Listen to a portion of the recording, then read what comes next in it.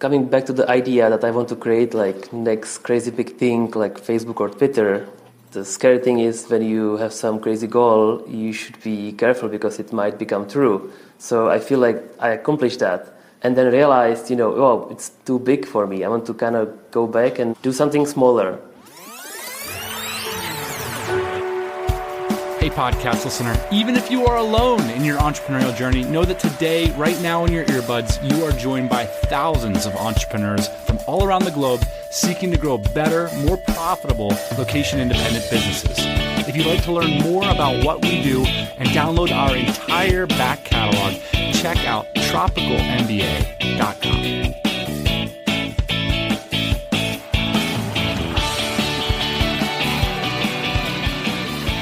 Ian, there's a version of the entrepreneurial journey that I think a lot of us fantasize about, particularly when we're broke, tinkering around in front of our laptops in an apartment where we struggle to pay the rent. We imagine that we are going to put our idea on the internet, and someday that idea will be worth millions of dollars. What a dream. That's what today's guest has done.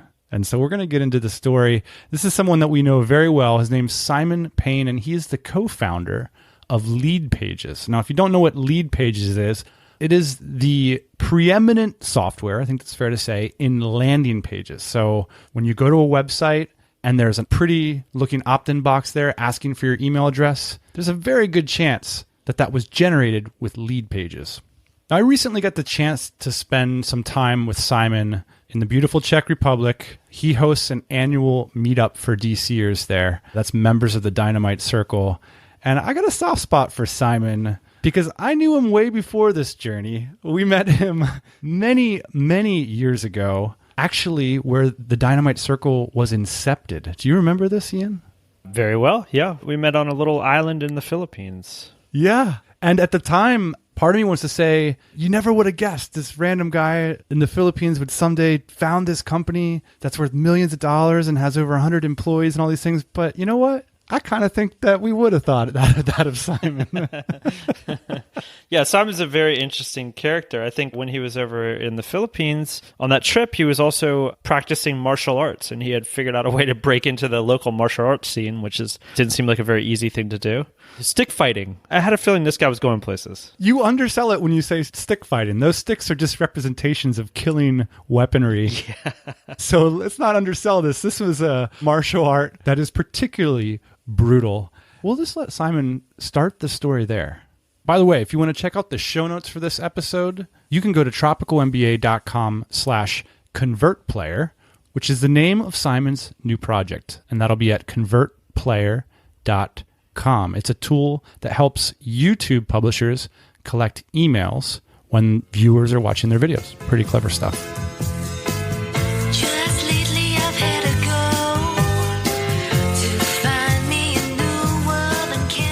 Yeah, I was doing it for more than 15 years. I was fencing with all kind of weapons, from swords to knives to all kind of weird different things you can use to hurt people.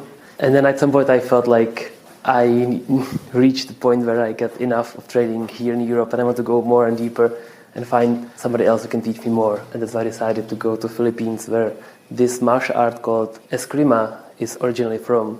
This martial art in the Philippines is famous for training like U.S. Special Forces because it's not one of these like find your purpose kind of martial arts. It's specifically designed to kill people as fast as possible.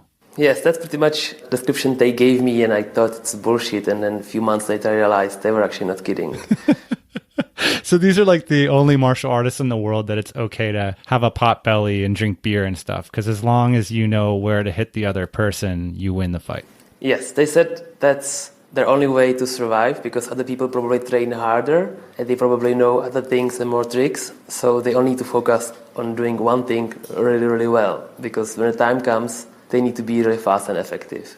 In your professional life, where are you at this point when you're in the South Philippines? I mean, do you have a job? Do you have any money? What's going on in your life? That was the time when I just was like halfway through 4-hour work week, and I quit my corporate job maybe like 2 months ago, and I realized I have no idea what to do with my life.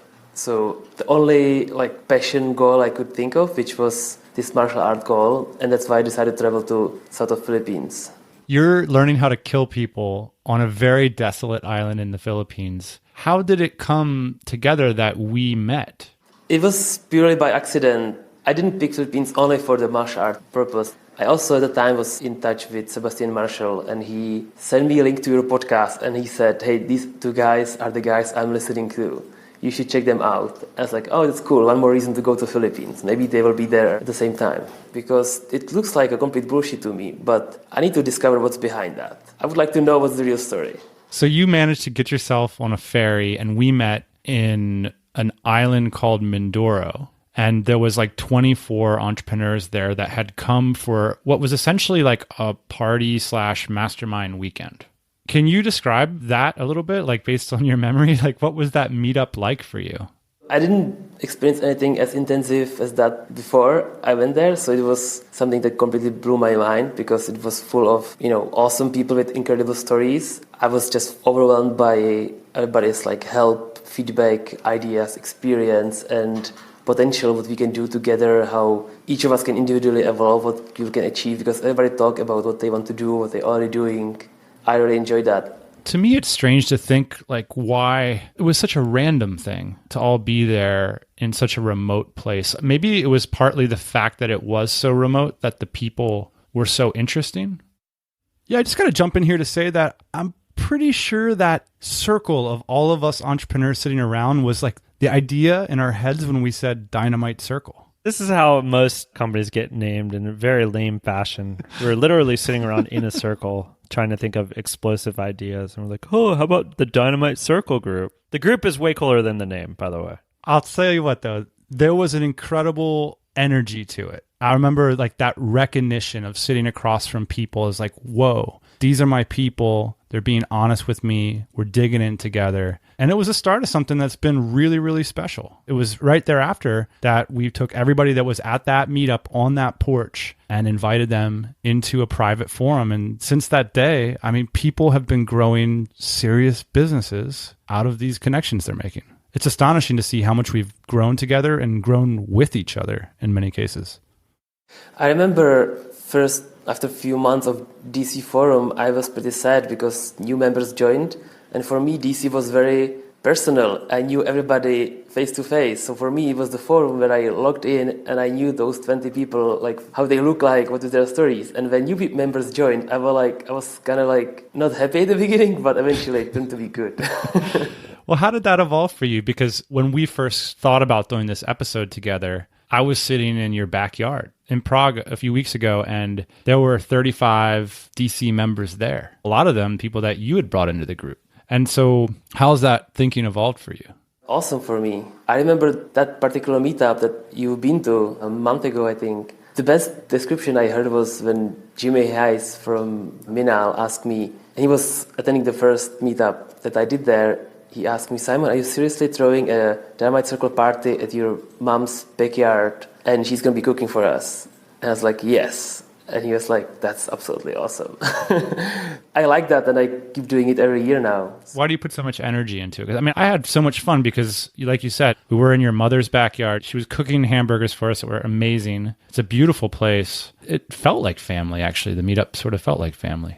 It was kind of inspired by your original meetup because after that meetup, a few more months, and I decided I need to go back to Europe. I was just burning my savings, so I didn't have enough money to stay in Asia for too long, and I didn't actually have any project or anything to do, so I went home to this particular house, my mother's house, to work hard on my next thing. So you went from being an employed, respectable citizen to quitting your job, learning how to kill people in under a minute, and moving back into your childhood home. Yeah. And then I was in Europe, and DC was growing, and I was looking at the map of all the DCers, and there was nobody in Europe. I was the only one, like this dot or this point on Europe. I was like, what's going on, guys? Europe is not that bad. And I remember that the next year, next summer, it was hot in Asia, and people were like already talking in DC that maybe we should go somewhere else. And I was like, come to Europe, come to Europe. And I heard from few people individually that they would consider doing that. So I think first time we launched the meetup in Berlin, but the next year I did it in Prague. And it kind of worked as an excuse for people to come to Europe at the same time. And I felt like I want to reintroduce the same mood that we had in the Philippines, but doing it, on my own way. So I've just followed the same idea. It's definitely become a tradition for those DCers not based in Europe to make it a point to visit every summer. Yeah, that was my goal. Nicely done. Bring me to that moment in your childhood bedroom. You're sitting there behind a laptop. What are you thinking you're going to do?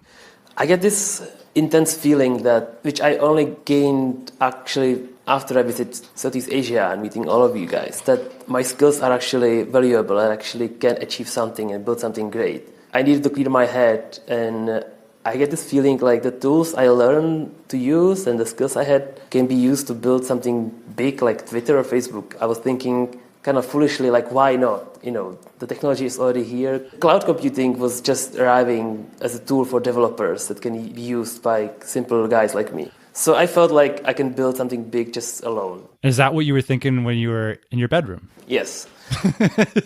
So what were you building?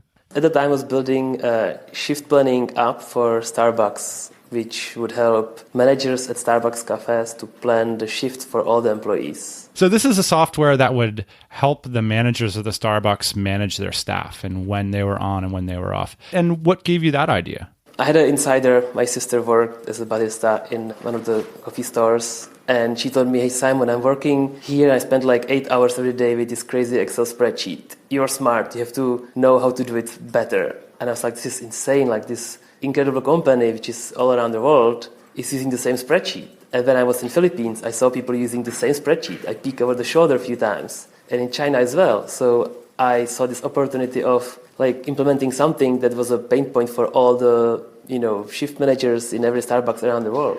So to me, that was a great opportunity. You ended up doing this for how long? I think it was like a year and a half. And you didn't make any money, did you? I made little money, not enough. I knew very little about business. I didn't know how to close a deal, how to effectively communicate. I was very good at building things and software and usability of software. So I eventually ended up having all Starbucks cafes in Czech Republic using it, and all the managers and all the whole staff, even the top management. Everybody was really happy about that, and they all loved it, except they didn't pay me anything. During this time, are you getting help from DCers during the Starbucks thing? Like, what kind of feedback are you getting from people while you're spending a year and a half not getting paid for your creation? There was lots of people to jump on board and, hey, I will cover Germany for you and I will cover England for you. And I was actually planning how to scale this and how to create a network of, country managers for my service and everything. And I was really excited and overwhelmed by those big ideas. But this one obstacle just to close the deal in my own country was completely like blocking me because I didn't have any money. The country manager kept just postponing everything and giving me excuses how the headquarters are just, they don't have time and they had different priorities. And it just went on and everybody just used it for free. Well, what was the breaking point for you? What was the moment when you're like, man, I can't live like this? But the breaking point was when I was broke and I had no money. I remember at the same time, it was kind of weird month when even my mother was like, hey, Simon, it was a year or so. Like, I'm happy giving you food, but you should earn some money or something. And I was like, damn. And I want to move to my own place. And I was thinking, if I need to keep doing this, I need a side project because I need to just stay positive in cash flow. And it was kind of a little bit desperate moment for me, but I was thinking, well, if I take a side project, it should be something that will teach me the skills that I don't have. So you felt like this was a desperate moment and that taking a side project was like something that you weren't really excited about. Yeah, but I've always tried to flip things into something positive. So I was thinking, hey, this is the situation. I'm going to flip it in something that I can gain, something from. And I'm going to take a side project where I will learn the skills that I don't have. Obviously, I couldn't sell my skills, my product. So I was thinking, I need to learn marketing. I need to work with somebody who's awesome at marketing and to really be able to sell what I do and my products because the product was awesome. You're thinking at this time, you're conscious of the fact that you can make software that anybody can use that's super simple, but you're not sure how to make money from it and how to market it. Exactly. I was thinking I need to work with somebody who can sell software. All right. So at this point in the story, it's obvious that Simon is an amazing developer. He can identify and solve problems online, But he was also aware that he had some limitations, that he wasn't able to sell and make money from this cafe staffing software that the people loved, but he couldn't market it effectively or find the right market for that software. So what did he do? He said, help, I need a partner. Well, it's a good thing because, you imagine this guy is living at home with his mom, and it's easy to go into your pride cave, you know what I mean? And be like, I'm going to solve this before I talk to anybody, And Simon did the opposite, which I think is part of what we try to do in the community is he reached out and he said, look, I'm going to go learn something from somebody else. He's broke. He's being criticized by his mother. And so he reaches out for help in the form of replying to an ad for a job as a WordPress developer, which I think it's safe to say is something he was a little overqualified for.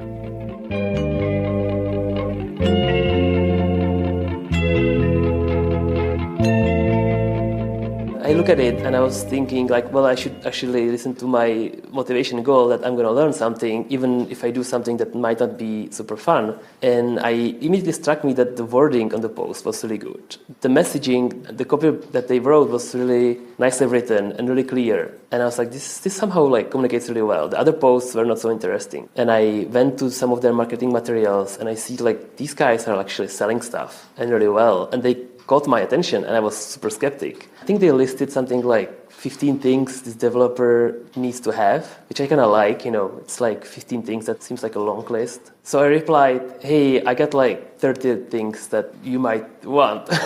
Wait, you replied and you said, I have 30 things? Yeah.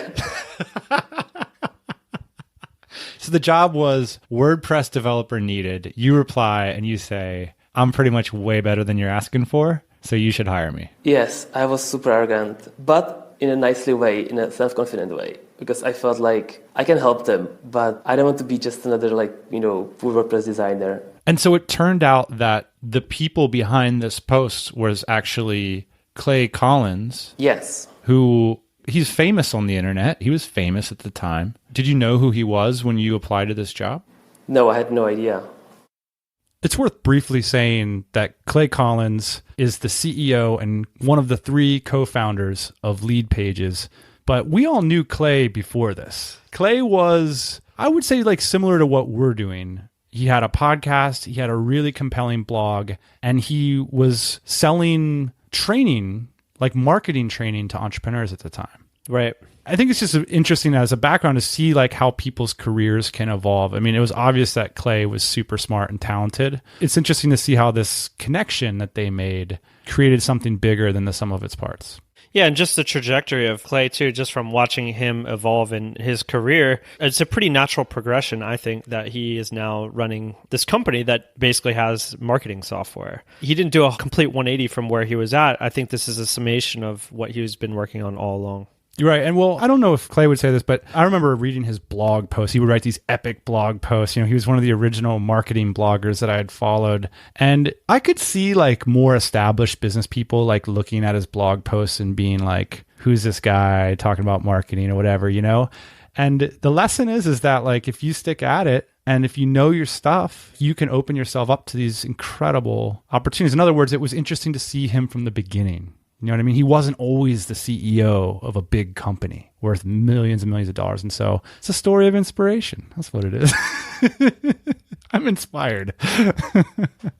By the way, while we're talking about the news here, Leadpages recently acquired Rob Walling's Drip. I mean, that's how much of a behemoth this thing has become, that it goes out and acquires companies that are quite successful.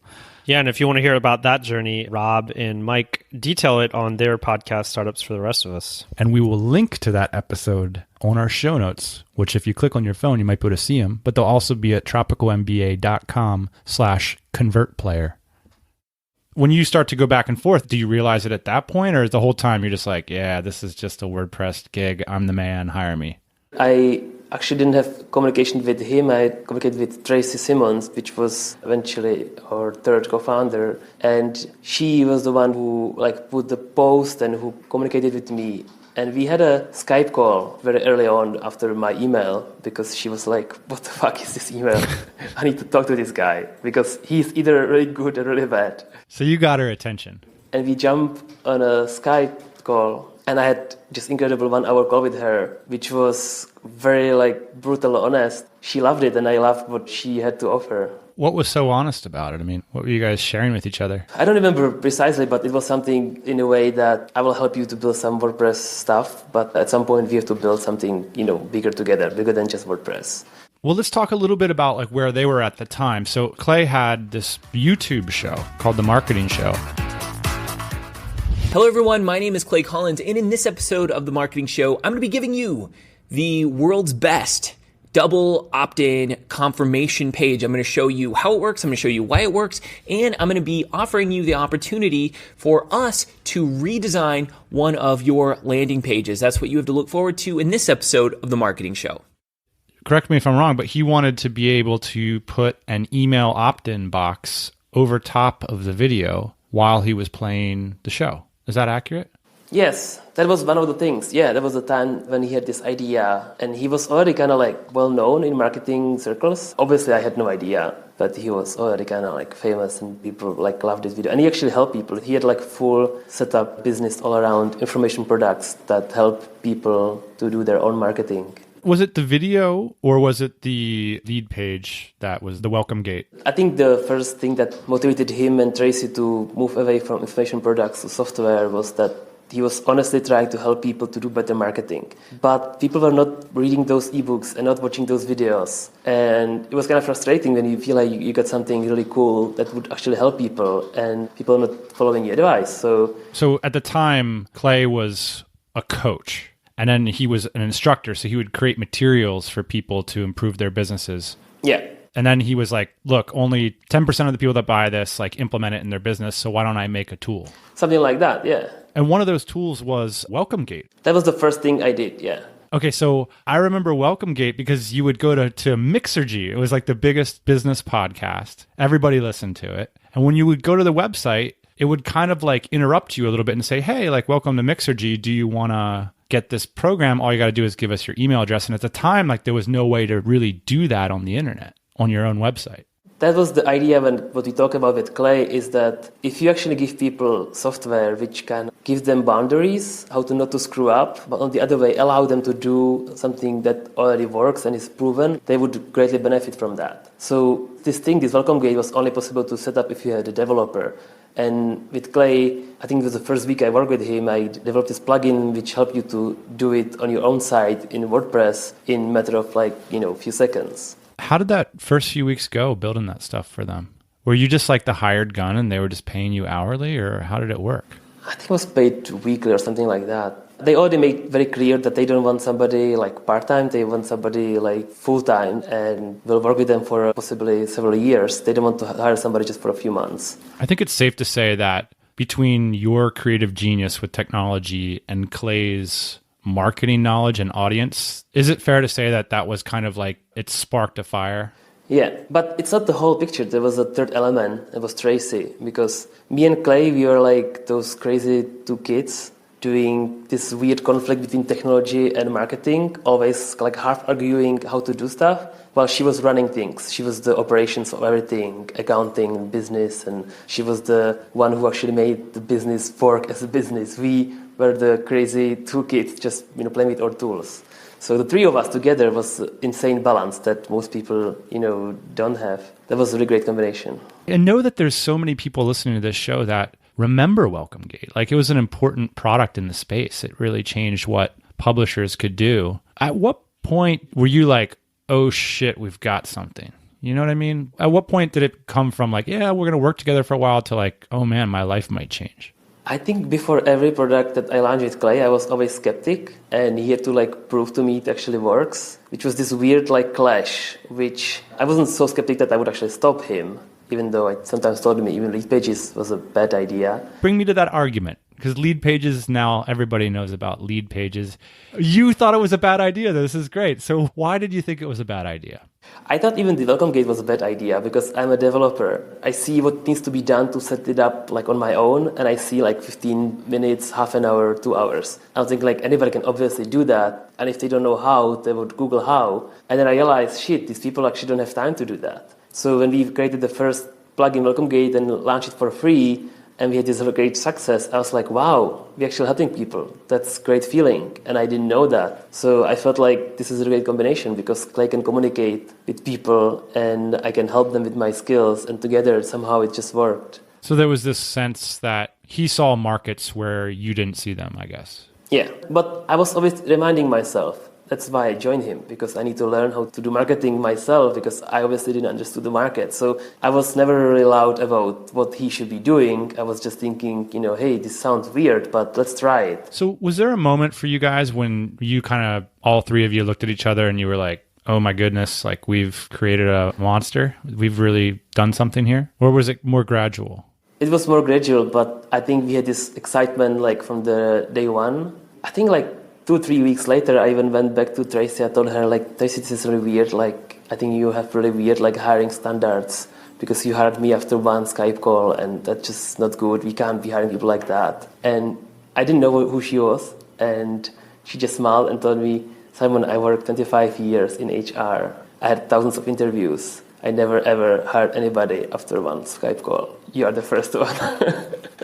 And I felt like both really proud and both really silly for telling her how to do her stuff. We had this weird excitement, weird chemistry among the three of us from the beginning. It was working really well. How long in total did you end up staying with Leadpages? A little bit over 4 years. So it started with the three of you, and what did the company look like when you left a few months ago?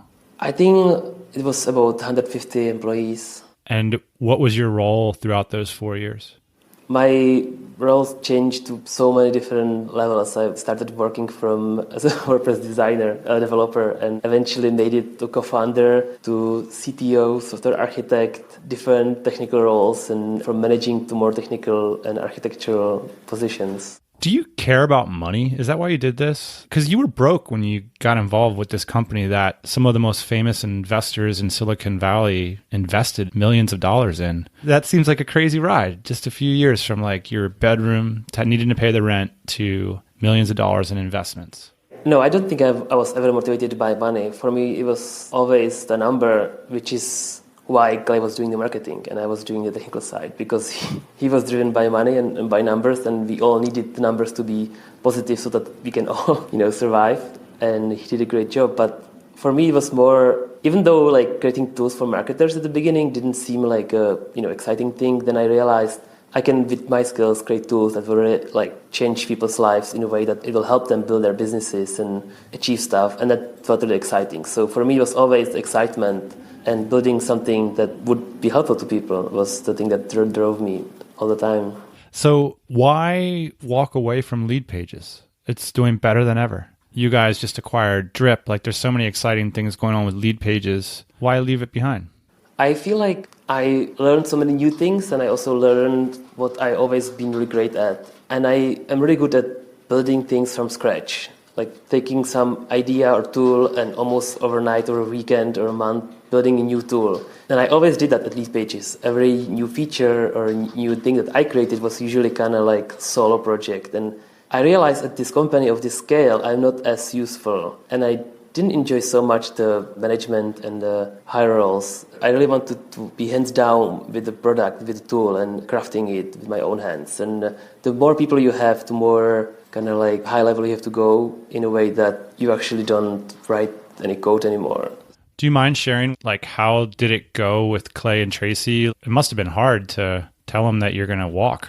The company got so big that I think I didn't talk with them for a month already. So we were like already like pretty distant with all of us being so busy with parts of the company. So they understood. I see. They were a little bit sad. It was nothing dramatic. It was pretty nice departure, very friendly. They still support me. What's it feel like now? I mean, you kind of did what everybody dreams of doing, more or less, when you get into the entrepreneurial game. You co-founded a high-growth startup that got investment at a stunningly successful company. Can you share, like, what's it feel like to be on the other side of that? That's kind of what, coming back to the idea that I want to create like next crazy big thing like Facebook or Twitter. The scary thing is when you have some crazy goal, you should be careful because it might become true. So I feel like I accomplished that and then realized, it's too big for me. I want to kind of go back and do something smaller with more control, more fun for me. as a technical person, something I can kind of play with. And a little bit also, I felt like I want to try on my own, how is it to actually launch and market software on my own. Yeah, because you must be in such a different position as a marketer now. I can imagine you like see the matrix now. Like you probably have a better sense for what products are going to work. Exactly. So I got this weird sensation that, I want to try it on my own, just to see what happens. Because I've been surrounded by incredible marketing people for 4 years. And I felt like I soaked so much knowledge and experience that I would like to test, how it works on my own, whether I succeed or not. It's just, that was my motivation to learn something new, which I didn't know how to do, which was the marketing. So now is the time to do it. Do you feel like DCers or people around you treat you any differently now? Yeah, I guess they do. Yeah. Well, my true friends and the people that, even some of the original gangsters, they still behave to me the same, We have to explain what original gangster means. Original gangster was anyone who was on that island when you start with DC and this whole community. So Ian doesn't treat you any differently. It's weird because people like Ian, I get their respect, from the very beginning. That was pretty awesome. So that didn't change. Some people, they say, Leadpages, and they don't actually know who I am. So I really appreciate those people who take the time to get to know me. Tell me about this project that you're working on. So my next project after I left Leadpages is called Convert Player. Convert Player. This is interesting. Where did you get the idea? Well, I can't hide that I get this idea from Clay. Wait, first off, you have to explain, what does Convert Player do? So Convert Player is a SaaS, it's a software as a service that will help you to get more leads from your YouTube videos. And how does it do that? On YouTube, you can't put your opt-in box or any marketing, action on the video. But if you embed the video on your site, you get more control. And I got a tool that will allow you to time it and insert the opt-in box anytime in the video. When you embed it on your site, basically what you're doing is your software creates an overlay over the video. Yes. Overlaid, but you will not even recognize there's anything until the moment when the time of the video hits a moment that you pre-programmed, and it will show the opt-in box. So people to continue watching the video should give you their email. And is that the only feature that it will launch with, or? That's the main feature I will launch with. There's so much more things and ideas that I have for this, but this is kind of the minimum lovable version of the product that I will launch with. Now, Simon, this product sounds familiar. Have I seen it somewhere before? Yes, it's kind of like resurrection of the good old lead player that I did with Clay many years ago after Welcome Gate and before Leadpages.